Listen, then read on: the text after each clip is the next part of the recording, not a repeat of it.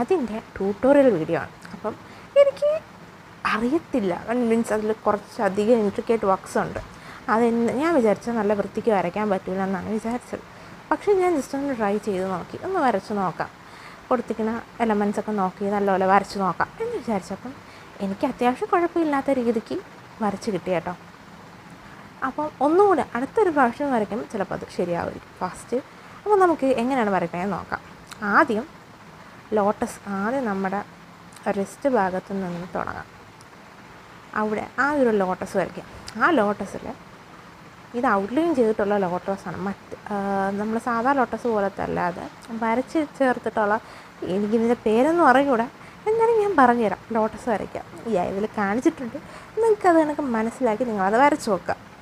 ഇപ്പം ഇതിൻ്റെ വേറെ ട്യൂട്ടോറിയൽ വീഡിയോസ് വേണം, അതായത് ഓരോ എലമെൻ്റായിട്ടും വരച്ച് കാണിക്കണമെങ്കിൽ കമൻറ്റ് ചെയ്യട്ടെ, ഞാൻ അങ്ങനെ വരച്ച് തരാം.